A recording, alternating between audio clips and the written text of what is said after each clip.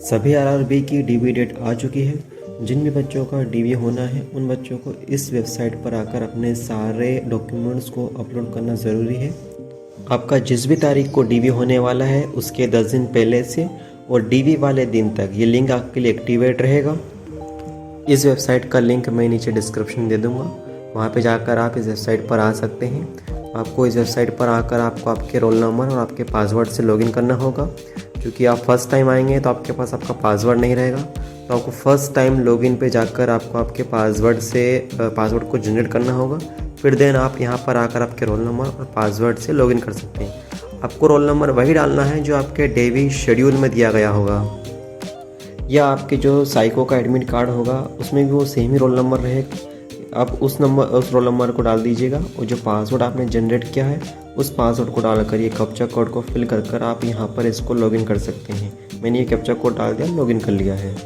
यहाँ पे देखिए लॉगिन होने के बाद आपको यहाँ पर आपका 10th का सर्टिफिकेट नंबर, 10th का इशू डेट और 10th का सर्टिफिकेट को आपको यहाँ पर अपलोड करना है PDF फाइल में। उसके बाद आपको आपका कम्युनिटी सर्टिफिकेट, आप OBC SC ST जिससे भी बिलोंग करते हैं, आपको उसका सेंट्रल वाला का सर्टिफिकेट नंबर, उसका इशू डेट और उसको भी यहाँ पर उसका PDF अपलोड करना है। यहाँ पर आपको एफिडेविट अपलोड करना है। आपके नाम, सरनेम, आपके माता पिता, किसी भी चीज़ में अगर कोई गड़बड़ी है तो उससे रिलेटेड आप यहाँ पर अपना एफिडेविट अपलोड कर सकते हैं। अगर यहाँ पर आपको आपके 10th की डिटेल देखने को मिल जाएगी। यहाँ पर आपका सर्टिफिकेट, इशू डेट और रिजल्ट डिक्लेरेशन डेट 10th के केस में दोनों ही सेम रहेगा। यहाँ पर आपको आपका BE का डिटेल डालना है, मेरे केस में BE है, आपका ITI डिप्लोमा कुछ भी हो सकता है। यहाँ पर आपका सर्टिफिकेट इशू डेट जो आपके डिग्री में रहेगा वो डालना है, और रिजल्ट डिक्लेरेशन डेट में जो आपकी लास्ट सेमेस्टर की मार्कशीट में जो डेट रहेगी वो डालना है आपको। अब बात आ जाते हैं यहाँ पर आपके एडिशनल डॉक्यूमेंट में। एडिशनल डॉक्यूमेंट में आपको आपका 12th अपलोड करना है, आपको आपके ऑल सेमेस्टर की मार्कशीट या ईयर वाइज, सेमेस्टर वाइज जो भी है वो अपलोड करनी है।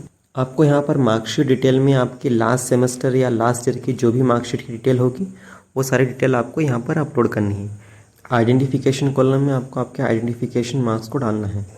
यहाँ देखिए मैंने मेरी सारी डिटेल्स को अपलोड कर दिया है। मैंने मेरा 10th का certificate number, certificate issue date PDF file में अपलोड कर दिया हूँ। PDF फाइल का मैक्सिमम साइज जो होगा वो 300 KB के अंदर रखना है। आपको आपका कास्ट सर्टिफिकेट भी अपलोड करना है। अगर आप OBC EWS से बिलोंग करते हैं तो जो आपने फॉर्म भरते टाइम जो सर्टिफिकेट अपलोड करते हैं वो, साथ ही जो आपने न्यू बनवाया है वो, दोनों को मर्ज करके आपको यहाँ पर अपलोड करना है। और आपके नाम, सरनेम, मम्मी के नेम, पापा के नेम, इन किसी भी नेम में अगर कोई मिसमैच होता है तो उसके रिगार्डिंग आप एक एफिडेविट बनवा के यहाँ पर एफिडेविट की जगह पर भी अपलोड कर सकते हैं। अगर यहाँ पर हम देखते हैं कि हमें हमारी 10th की डिटेल को फिर से अपलोड करना है। डिसिप्लिन ट्रेड में आपको ऑल सब्जेक्ट डालना है।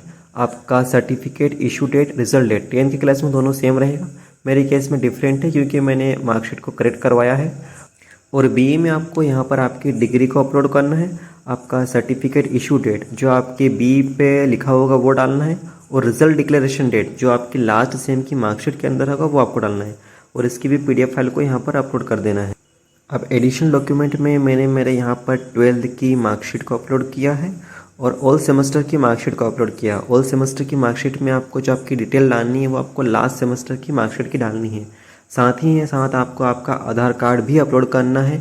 आधार कार्ड में डॉक्यूमेंट नंबर में आप आपका आधार कार्ड नंबर डाल सकते हैं। इशू डेट में, इशू डेट आधार कार्ड में जो है आपका फ़ोटो रहती है वहीं लेफ्ट साइड में वर्टिकल कॉलम में लिखी रहती है, उसी को अपलोड कर सकते हैं। और आप एक बात और है, एडिशनल डॉक्यूमेंट में आपको वो सारे डॉक्यूमेंट अपलोड करना है जो आप DV के दिन ले जाने वाले हैं। जैसे आपका OBC हो गया, EWS सर्टिफिकेट हो गया, कोई एफिडेविट हो गया, एक्स्ट्रा में आप जो भी डॉक्यूमेंट ले जा रहे हैं जो आपको दिखाना मस्ट है वो आपको एडिशनल डॉक्यूमेंट में अपलोड करना ज़रूरी है। अगर आप यहाँ पे नहीं करते हैं तो आपको वहाँ पे करना पड़ता है, वहाँ पे थोड़ा स्लो पे प्रोसेस आपकी हो जाती है, इसलिए आप सारे डॉक्यूमेंट को यहीं पे अपलोड कर दीजिएगा। यहाँ पे आप मैक्सिमम साइज 1000 KB के अंदर रख सकते हैं। नेक्स्ट यहाँ पर आते हैं आइडेंटिफिकेशन मार्क्स पर। यहाँ पर आपको 2 आइडेंटिफिकेशन मार्क्स देना रहता है। ये डालने के बाद आप यहाँ पर उसको सेव कर सकते हैं। सेव करने के बाद इस तरह का पॉपअप आ जाएगा, your documents details are saved successfully. ये करने के बाद आपको दोबारा होम पेज पर जाना पड़ेगा क्योंकि आपका अभी सबमिट नहीं हुआ। आप दोबारा होम पेज पर आ जाएंगे, आप दोबारा स्क्रॉल कर इसको पूरा नीचे जाइए। देन अगेन यहाँ पर आपको सबमिट पे क्लिक करिएगा। सबमिट पे क्लिक करने के बाद ये आपसे एक बार परमिशन मांगेगा, इसको ओके कर दीजिए। देन यहाँ पर इस टाइप का लिखा जाएगा, मतलब आपके सारे डॉक्यूमेंट्स अपलोड हो चुके हैं। आपके सारे डॉक्यूमेंट अपलोड होने के बाद भी अगर आपको इसमें कुछ चीज़ें एडिट करनी रहती हैं, आप दोबारा जाकर उस चीज़ों को एडिट कर सकते हैं। ये लिंक तब तक एक्टिवेट रहेगा जब तक आपका डॉक्यूमेंट वेरिफिकेशन पूरा नहीं हो जाता है।